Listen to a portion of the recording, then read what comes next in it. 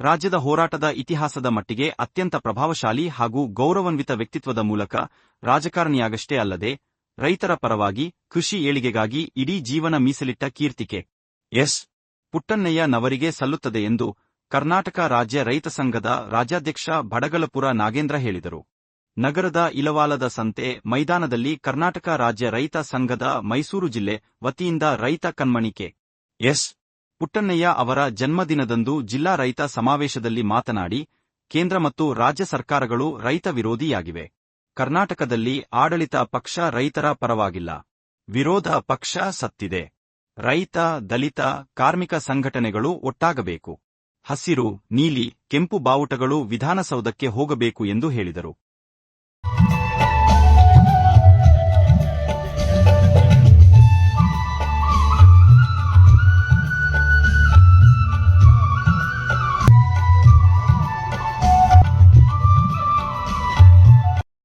ಮೂರು ಕೃಷಿ ಕಾಯ್ದೆಗಳು ರೈತರನ್ನು ಗುಲಾಮಗಿರಿಗೆ ತಳ್ಳುತ್ತವೆ.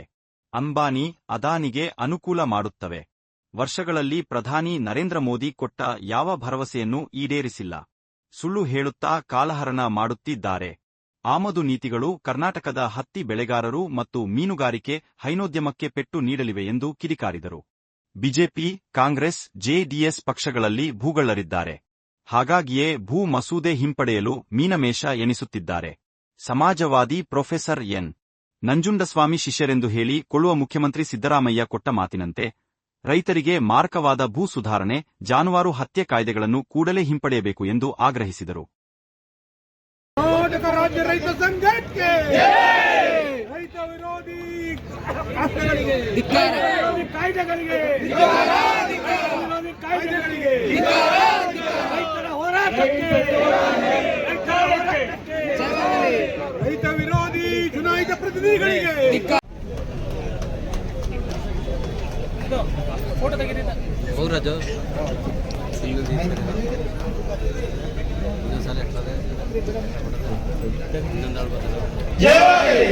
ರೈತರ ಹೋರಾಟಕ್ಕೆ, ಅನ್ನದಾತರ ಹೋರಾಟಕ್ಕೆ. ಸರ್ ಹಿಂದೆ ಹೋಗಿ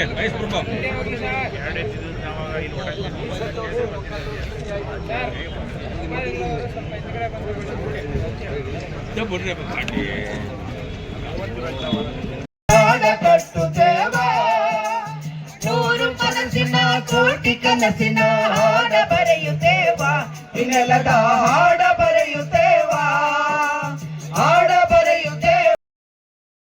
ಸಭೆ ಉತ್ತರ ಪ್ರದೇಶದಲ್ಲಿ ಆಗಿದೆ.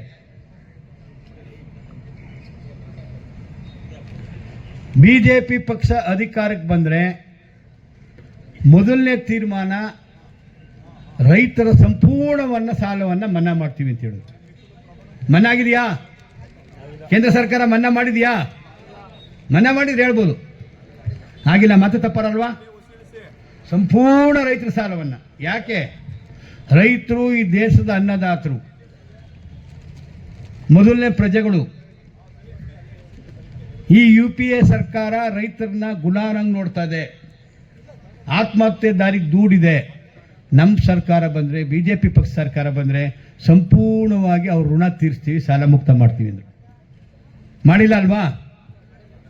ಮತ್ತೊಂದು ಮಾತು, ಸ್ವಾಮಿನಾಥನ್ ವರದಿ ಅಂತ ಇತ್ತು 2014ರಲ್ಲಿ. UPA 2 ಗೌರ್ಮೆಂಟು ಸ್ವಾಮಿನಾಥನ್ ವರದಿನ ನೇಮಕ ಮಾಡಿತ್ತು. ಈ ವರದಿನ 2014ರಲ್ಲಿ ಅವ್ರು ಮಂಡಿಸಿದ್ರು. ವಿದರ್ಭ ಆತ್ಮಹತ್ಯೆ ಘಟನೆ ಆದಮೇಲೆ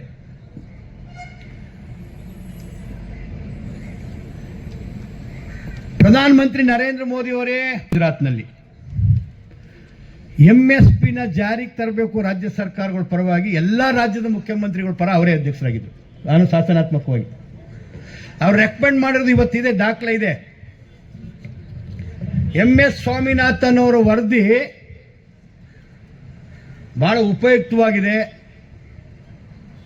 ಅದನ್ನು ಕೇಂದ್ರ ಸರ್ಕಾರ ಜಾರಿಗೆ ತರಲೇಬೇಕು ಅಂತ ಸುಮಾರು 67-70 ಪುಟದ ವರದಿಯನ್ನು ಅವರು ಮುಖ್ಯಮಂತ್ರಿಗಳ ಸಭೆಯ ಅಧ್ಯಕ್ಷತೆಯಲ್ಲಿ ಎಲ್ಲ ರಾಜ್ಯದ ಮುಖ್ಯಮಂತ್ರಿಗಳ ಸಭೆ ನಡೆದಾಗ ವರದಿಯನ್ನು ಕೊಟ್ಟಿದ್ದಾರೆ, ರೆಕಮೆಂಡ್ ಮಾಡಿ ಶಿಫಾರಸು ಕೊಟ್ಟಿದ್ದಾರೆ. ಅವರು ಸಾಲ ಮನ್ನಾ ಮಾಡಿದ ಮತ್ತೊಂದು ಮಾತಾಡಿದ್ರು ರೈತ ಸಂಬಂಧಪಟ್ಟಂಗೆ. ನಮ್ಮ ಸರ್ಕಾರ ಅಧಿಕಾರಕ್ಕೆ ಬಂದರೆ UPA ಸರ್ಕಾರ ವರದಿಯನ್ನ ಧೂಳು ಎದಕ್ಕೆ ಬಿಟ್ಟಿದೆ, ಅದನ್ನು ತೆಗೆದು ಧೂಳು ಹೊಡೆದು ನಾನು MS ಸ್ವಾಮಿನಾಥನ್ ವರದಿಯನ್ನು ಜಾರಿಗೆ ತರ್ತೀವಿ ಅಂತ ಹೇಳಿದ್ರು. ತಂದಿಲ್ಲ. ಯಾಕೆ ನಡೀತು ಹೋರಾಟ 384 ದಿನ? ಪ್ರಪಂಚದಲ್ಲೇ ಗಮನ ಸೆಳೆದಂಥ ಒಂದು ರೈತ ಆಂದೋಲನ ನಡೀತು 384 ದಿನ. MS ಸ್ವಾಮಿನಾಥನ್ ವರದಿನ ನೀವು ಮಾತಂತೆ ಜಾರಿ ತನ್ನಿ ಅಂತ ತಾಕೀತು ಮಾಡ್ತೋ ಸಭೆ.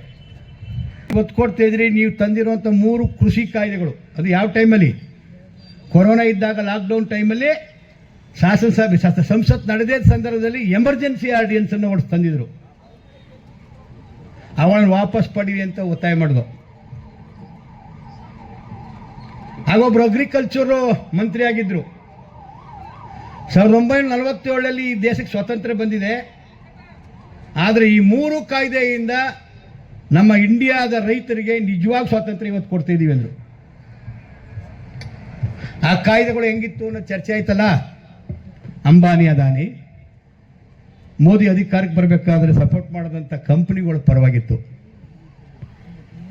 ಮಾಡಬಾರ್ದು ಅನಾಚಾರ ಎಲ್ಲ ಮಾಡಿದ್ರು. 384 ದಿನ ಹೋರಾಟದಲ್ಲಿ ರೈತರ ಮೇಲೆ ಹಲ್ಲೆ ಮಾಡಿಸ್ರು, ಕಬ್ಬಳು ಸಲಾಕಿ ಹಾಕಿ ಡೆಲ್ಲಿಗೆ ಬರ್ದಂಗೆ ನಿರ್ಬಂಧಿಸಿದ್ರು, ಕಂದಕಗಳು ತೋಡಿಸ್ರು, ಹೋರಾಟಗಾರರ ಮೇಲೆ ಆರೋಪದ ಸುರಿಮಳೆಗಳನ್ನೇ ಮಾಡಿದ್ರು. ಕೊನೆಗೆ ಬಗ್ಗಿದ್ರು, ಮಂಡಿ ಊರಿದ್ರು, 3 ಕಾಯ್ದೆಗಳನ್ನು ವಾಪಸ್ ಪಡೆದ್ರು. ಆದರೆ ಅವತ್ತು ಲಿಖಿತವಾಗಿ ಬರ್ಕೊಟ್ಟಿದ್ದು ರೈತ ಮುಖಂಡರಿಗೆ. ಪ್ರಧಾನಮಂತ್ರಿಯವರ ಕೃಷಿ ಸಚಿವಾಲಯ, ಕೇಂದ್ರದ ಕೃಷಿ ಸಚಿವಾಲಯ ಲಿಖಿತವಾಗಿ ಬರ್ಕೊಟ್ಟಿತ್ತು. MS ಸ್ವಾಮಿನಾಥನ್ ವರದಿಯನ್ನು ತರಕ್ಕೆ ನಿಮ್ಮ ಜೊತೆ ಸಮಾಲೋಚನೆ ಮಾಡ್ತೀವಿ, ಸಮಿತಿ ಮಾಡ್ತೀವಿ, ಅತ್ಯಂತ ಬೇಗ ನಾವು ಇದು ತುರ್ತಾಗಿ ಜಾರಿಗೆ ತರ್ತೀವಿ ಕೂಡಲೇ ಅಂತ. 1910ರಲ್ಲಿ ಬ್ರಿಟಿಷ್ ಇಂಡಿಯಾ ಇದ್ದಾಗ ಕೇಂದ್ರ ಸರ್ಕಾರದಲ್ಲಿ ಒಂದು ವಿದ್ಯುತ್ ಕಾಯ್ದೆ ಇದೆ, ಇವತ್ತು ಇದೆ. ಅದಕ್ಕೆ ಸಂಪೂರ್ಣ ಬದಲಾಯಿಸಿ ವಿವಿಧ ತಾಲೂಕು ಜಿಲ್ಲೆಯಿಂದ ಬಂದಿರುವಂತ ಎಲ್ಲ ಅಧ್ಯಕ್ಷ ಹಾಗೂ ರೈತ ಸಂಘದ ಬಂಧುಗಳೇ ಮತ್ತು ರೈತ ಬಂಧುಗಳೇ, ಮಹಿಳೆಯರೇ, ಈಗಾಗಲೇ ವಿಶ್ವ ರೈತ ದಿನಾಚರಣೆಯ ಕಾರ್ಯಕ್ರಮದೊಂದು ಪುಟ್ಟಣ್ಣಯವರ ದಿನಾಚರಣೆಯನ್ನು ಕೂಡ ಇವತ್ತು ಇಲ್ವಾಲ್ನಲ್ಲಿ ಆಚರಣೆ ಮಾಡುವ ಮೂಲಕ ಇಡೀ ರಾಜ್ಯದಲ್ಲಿ ಪುಟ್ಟಣ್ಣಯವರ ಜಯಂತಿ ಜಿಲ್ಲೆವಾರು ತಾಲೂಕುವಾರು ಜಯಂತಿ ಅವರ ಕಾಲ ಆದ ನಂತರ ನಡೀತಾ ಇದೆ. ಆದರೆ ವಿಶೇಷವಾಗಿ ಮೈಸೂರು ಜಿಲ್ಲೆಯಲ್ಲಿ ಮಾಡಬೇಕಾದಂಥ ಜಯಂತಿನ ಇಲ್ವಾಲ್ದಲ್ಲಿ ಈ ಭಾಗದ ಜನರ ಪುಟ್ಟಣ್ಣನವರ ಒಡನಾಟ, ಪುಟ್ಟಣ್ಣವರಿಂದ ಆದಂಥ ಒಂದು ರೈತರಿಗೆ ಸೇವೆಯನ್ನ ಗಮನಿಸಿಕೊಂಡು ರೈತ ಹೋರಾಟದಿಂದ ಈ ಭಾಗದ ಹಳ್ಳಿಗಳಲ್ಲಿ ಅನೇಕ ರೈತರಿಗಾದಂಥ ಪರಿಹಾರಗಳಿರ್ಬೋದು, ಹೋರಾಟದಿಂದ ಸಿಗಬೇಕಾದಂಥ ಏನು ಸರ್ಕಾರದ ಬಡವರ ರೈತರ ಭೂಮಿನ ಕಬಳಿಸುವಂತ ಸಂದರ್ಭದಲ್ಲಿ ಪುಟ್ಟಣ್ಣನವರು ಮೈಸೂರು ಜಿಲ್ಲೆ ಪ್ರವಾಸ ಮಾಡಿ ಭೂಮಿ ತಾಯಿಯ ಹೋರಾಟವನ್ನು ರೂಪಿಸುತ್ತೆ ಇದ್ರೆ ಈ ಭಾಗದ ರೈತರಿಗೆ ಭೂಮಿ ಕಳ್ಕೊಂಡವರಿಗೆ ಯಾರಿಗೂ ಕೂಡ ಅತ್ಯಂತ ಹೆಚ್ಚಾಗಿ ಪರಿಹಾರ ಸಿಗ್ತಾ ಇರಲಿಲ್ಲ. ಇವನ್ನೆಲ್ಲ ಮನಗಂಡು ಮೈಸೂರು ಜಿಲ್ಲೆಯಲ್ಲಿ ಇಲ್ವಾಲ್ನಲ್ಲೇ ಮಾಡಬೇಕು ಅಂತ ಈ ಭಾಗದ ಜನರ ಒತ್ತಾಯಪೂರ್ವಕವಾಗಿ ಇವತ್ತು ಜಯಂತಿಯನ್ನು ಆಚರಣೆ ಮಾಡ್ತಾ ಇದ್ದೀವಿ. ಈ ಆಚರಣೆಯಲ್ಲಿ ಇವತ್ತು ಇನ್ನೂ ಕೂಡ ಹೆಚ್ಚಿನ ಸಂಖ್ಯೆಯಲ್ಲಿ ಬರಬೇಕಾದಂತ ಸಂದರ್ಭದಲ್ಲಿ ಇಲ್ಲಿ ಯಾರು ಈಗಾಗಲೇ ನಮ್ಮ ವೀರಸಂಗಯ್ಯನವರು ಹಿರಿಯ ಹೋರಾಟಗಾರರು ಹೇಳಿದ್ದಾರೆ ಎಚ್ಚರಿಕೆ ಮಾತನ್ನ, ಮತ್ತೆ ಅದನ್ನ ಪುನರಿಸಲು ನಾನು ಇಷ್ಟಪಡೋದಿಲ್ಲ. ಈಗ ಇಲ್ವಾಲದಲ್ಲಿ ಅದನ್ನೇ ನಮ್ಮ ರಾಜ್ಯಾಧ್ಯಕ್ಷರು ಹೇಳಿದ್ದಾರೆ. ಇಲ್ವಾಲದ ಗ್ರಾಮದಲ್ಲಿ ಅವರ ಸಂಪರ್ಕ ಸಂಚಲನ ಎಲ್ಲ ರೀತಿಯಲ್ಲೂ ಜನಿತ ಚಳವಳಿಗೆ ಅವರು ಬಂದು ಒಡನಾಟ ಇಟ್ಕೊಂಡಂತವ್ರು. ಕೆಲವು ಹುಣಸೂರು ಕ್ಷೇತ್ರದಲ್ಲಿ ಪುಟ್ಟಣ್ಣವರು ಬಹುಕಾಲ ಹೆಚ್ಚು ಕಾರ್ಯಕ್ರಮಕ್ಕೆ ಭಾಗಿಯಾದಂತ ಸಂದರ್ಭದಲ್ಲಿ ಹುಣಸೂರು ತಾಲೂಕಿನ ಜನರು ಎಲ್ಲ ಒಂದು ಪುಟ್ಟಣ್ಣನವರು ಪಾಂಡುಪುರ ಪುಟ್ಟು ಹುಣಸೂರು ಕ್ಷೇತ್ರವನ್ನ ಅವಲಂಬಿಸಿಕೊಂಡು ಚುನಾವಣೆಯಲ್ಲಿ ಸ್ಪರ್ಧೆ ಮಾಡ್ತಾರೆ ಅಂತ ನಾವು ಕೂಡ ಗುಸು ಮಾತಾಡ್ತಾ ಇದ್ರು. ಆದ್ರೆ ಪುಟ್ಟಣ್ಣನವರು ಆ ಮನುಷ್ಯ ಅಲ್ಲ, ವಿಶಾಲವಾದ ಮನುಷ್ಯರು, ಹೃದಯವಂತರು. ಬಸವರ್ ಕುಮಾರ್ ಅವರಿಗೆ ಚುನಾವಣೆಯಲ್ಲಿ ಸ್ಪರ್ಧೆ ಮಾಡಬೇಕಾದ್ರೆ ಅವರೇ ಕಾರಣರು. ಮತ್ತೆ ಅವ್ರ ಮಾತಿನ ನಡೀತಿರೋದ ಕಾರಣ ಇವತ್ತು ಹುಣಸೂರು ಕ್ಷೇತ್ರದಲ್ಲಿ ರೈತ ಸಂಘದ ಆಯ್ಕೆ ಆಗೋದನ್ನ ತಪ್ಪು ನಮ್ಮ ಕೈಯಿಂದನೇ ನಾವು ಕಳ್ಕೊಂಡಿದ್ದೀವಿ. ಪುಟ್ಟಣ್ಣನವ್ರು ಹೇಳಿದ್ರು, ನೀನು 2ನೇ ಬಾರಿಗೆ ಸ್ಪರ್ಧೆ ಮಾಡಲೇಬೇಕು ಅಂತೇಳಿ ಭಾರಿ ಒತ್ತಾಯಪೂರ್ವಕವಾಗಿ ಹೇಳಿದ್ರು. ಆದ್ರೆ ವೈಯಕ್ತಿಕ ನೋವಿನಿಂದ ಆ ಚುನಾವಣೆಯಲ್ಲಿ ಸ್ಪರ್ಧೆ ಮಾಡಿದ ಕಾರಣಕ್ಕೆ ಹುಣಸೂರಿನಲ್ಲಿ ರೈತ ಸಂಘದ ಒಂದು ಶಾಸಕರ ಸ್ಥಾನವನ್ನು ನಾವು ಕಳ್ಕೊಂಡಿದ್ದೀವಿ. ಆದ್ರೂ ಕೂಡ ಪುಟ್ಟಣ್ಣನವರ ಅಭಿಮಾನ, ಪುಟ್ಟಣ್ಣನವರ ಒಂದು ನಮ್ಮ ತಾಲೂಕಿನಲ್ಲಿರುವಂತಹ ಒಂದು ಜನಪರ ಕಾಳಜಿ ಇಂದಿಗೂ ಹುಣಸೂರು ತಾಲೂಕಿನ ಜನರು ಮರೆಯಲ್ಲ. ಮುಂದೆ ನಾವ್ಯಾಗ್ಲೂ ಈ ಕಾರ್ಯಕ್ರಮ ಮುಗಿದ ನಂತರ ಇದೇ ವೇದಿಕೆಯಲ್ಲಿ ಇದೇ ಗ್ರಾಮದಲ್ಲಿ ಪುಟ್ಟಣ್ಣನ ಪುತ್ಥಳಿಯನ್ನು ಅನಾವರಣ ಮಾಡಿದಂತ ಪುಟ್ಟಣ್ಣನ ವಿಚಾರನ ನಾವು ಇನ್ನು ರಾಜ್ಯದ ವ್ಯಾಪ್ತಿ ಆ ವಿಚಾರನ ಮಂಡನೆ ಮಾಡುವಂತ ಕಾರ್ಯಕ್ರಮ ಇಟ್ಕೊಳ್ಳೋ ಜೊತೆಗೆ ಮುಂದೆ ಈಗ ಯಾರೇ ನಮ್ಮ ಯುವ ನಾಯಕರು ಹೇಳಿದಾಗೆ ಇಡೀ ಕರ್ನಾಟಕದಲ್ಲಿ ರಾಜ್ಯ ಪದಾಧಿಕಾರಿಗಳು ಗಮನ ಹರಿಸಿ ಇಡೀ ಕರ್ನಾಟಕ ರಾಜ್ಯದಲ್ಲಿ ಪ್ರತಿ ಒಂದು ಜಿಲ್ಲೆಯಲ್ಲಿ ಪುಟ್ಟಳಿ ಸ್ಥಾಪನೆ ಆಗಬೇಕು. ಅವರ ಪ್ರತಿಮೆ ಸ್ಥಾಪನೆ ಆಗೋ ಜೊತೆಗೆ ಅವರ ಆದರ್ಶವನ್ನು ಇಡೀ ರಾಜ್ಯಕ್ಕೆ ವಿಸ್ತರಿಸಿದಂತ ಕೆಲಸ ಮಾಡೋಣ ಅಂತ ಹೇಳ್ತಾ ಈ ಕಾರ್ಯಕ್ರಮಕ್ಕೆ ಅಗಲಿಗರು ಶ್ರಮಿಸಿದಂತ ಮೈಸೂರು ತಾಲೂಕಿನ ಎಲ್ಲ ತಾಲೂಕು ಅಧ್ಯಕ್ಷರುಗಳಿಗೂ ಕಾರ್ಯಕರ್ತರಿಗೂ ಧನ್ಯವಾದ ಹೇಳ್ತಾ ನನ್ನ ಮಾತು ಮುಗಿಸ್ತೀನಿ. ಜೈ ಹಿಂದ್, ಜೈ ಕರ್ನಾಟಕ. ಪುಟ್ಟಣ್ಣನವರಿಗೆ ಜಯವಾಗಲಿ. ಪುಟ್ಟಣ್ಣನ ನೆನೆಸ್ಕೊಳ್ಳುವಂತ ಜನರು ಇದ್ದಾರೆ. ಎಲ್ಲ ಕೋಮಿನ ಯಜಮಾನರು ಕೂಡ ಈ ಇಲ್ವಾಲ್ನಲ್ಲಿ ಪ್ರತಿಮೆ ಸ್ಥಾಪನೆ ಮಾಡುವಂತ ಒಂದು ಬಯಕೆಗೆ ನಾವು ಕೂಡ ಅವರಿಗೆ ನೋಡಿ ಗ್ರಾಮದಲ್ಲಿ ಎಲ್ಲರ ವಿಶ್ವಾಸ ಇಟ್ಕೊಂಡು ಮಾಡೋದಾದ್ರೆ ಮಾತ್ರ ಪುಟ್ಟಣ್ಣನ ಪ್ರತಿಮೆಯನ್ನು ಸ್ಥಾಪನೆ ಮಾಡಬೇಕು ಹೊರತು ಪ್ರತಿಷ್ಠೆಗಾಗಿ ಮಾಡೋಂಥದ್ದಲ್ಲ. ನಮ್ಮ ನಾಯಕರಿಗೆ ಎಲ್ಲರೂ ಒಂದ್ ಕಡೆ ಅವಮಾನಕ್ಕೆ ಒಳಗಾಗುವಂತ ಕೆಲಸ ಇವತ್ತು ನಾವು ಮಾಡ್ಕೊಂಡ್ರೆ ನಿಜವಾಗ್ಲೂ ರೈತ ಸಂಘದ ಇಡೀ ರಾಜ್ಯಕ್ಕೆ ಒಂದು ಸಂದೇಶ ಹೋಗ್ತದೆ ನಮ್ಮ ಮಾತನ್ನು ಎಚ್ಚರಿಕೆ ಮಾತನ್ನು ಕೂಡ ನಾವು ಹೇಳಿದ್ದು. ಅದೇ ರೀತಿ ನಮ್ಮ ಮೈಸೂರು ತಾಲೂಕಿನ ಅಧ್ಯಕ್ಷರು ಪದಾಧಿಕಾರಿಗಳು ಈ ಗ್ರಾಮದ ಎಲ್ಲ ಯಜಮಾನರನ್ನ ಅಭಿಪ್ರಾಯನ ಕೇಳಿ ಮಾಡಬಹುದು ಅನ್ನೋ ಒಂದು ಅಭಿಪ್ರಾಯಕ್ಕೆ ಬಂದ ಮೇಲೆ ಮಾತ್ರ ಈ ಒಂದು ಪುತ್ತಳಿನ ಸ್ಥಾಪನೆ ಮಾಡ್ಲಿಕ್ಕೆ ಮಾತ್ರ ನಾವು ತೀರ್ಮಾನ ತಗೊಂಡು.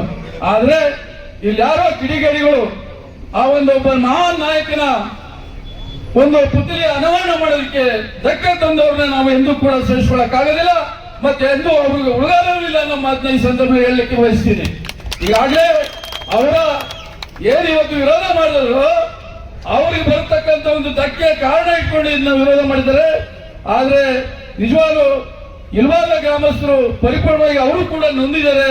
ಅದರಿಂದ ಇವತ್ತು ಈ ಕಾರ್ಯಕ್ರಮ ಹೆಚ್ಚು ಸಂತೋಷದಿಂದ ಆಚರಣೆ ಮಾಡಬೇಕಾದಂತ ಕಾರ್ಯಕ್ರಮ ಎಲ್ಲೋ ಒಂದ್ ಕಡೆ ನೋವಿನಿಂದ ಇವತ್ತು ಆಚರಣೆ ಮಾಡುವಂತ ಸ್ಥಿತಿ ನಿರ್ಮಾಣ ಆಗಿದ್ದು ಒಂದು ಬೇಸರದ ಸಂಗತಿ. ಆದ್ರೂ ಕೂಡ ಪುಟ್ಟಣ್ಣವರು ಹೃದಯವಂತರು.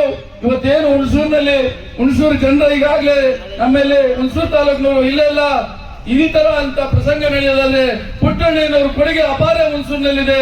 ಪುಟ್ಟಣ್ಣವರು ತಂಬಾಕಿಗೆ ಜೀವ ಕೊಟ್ಟಂತವರು. ಈಗ ಅದಲ್ಲದೆ ರೈತರ ಪರ ಎಲ್ಲ ಹೋರಾಟಕ್ಕೂ ಸ್ಪಂದಿಸಿ ಇವತ್ತು ನಾವು ಏನಾದ್ರು ಉಸಿರಾಡುವಂತ ವಾತಾವರಣ ಸೃಷ್ಟಿಸಂತ ಮಹಾನಾಯಕರಿಗೆ ಅಪಮಾನ ಆಗಿರೋ ನಾವು ಸಹಿಸಿಕೊಳ್ಳಕ್ಕಾಗಲ್ಲ. ಹುಣಸೂರಿನಲ್ಲೇ ಪ್ರತಿಮೆ ಮಾಡಬೇಕು ಅನ್ನೋ ಅಭಿಪ್ರಾಯ ತಂದು ನಮ್ಮ ಹುಣಸೂರು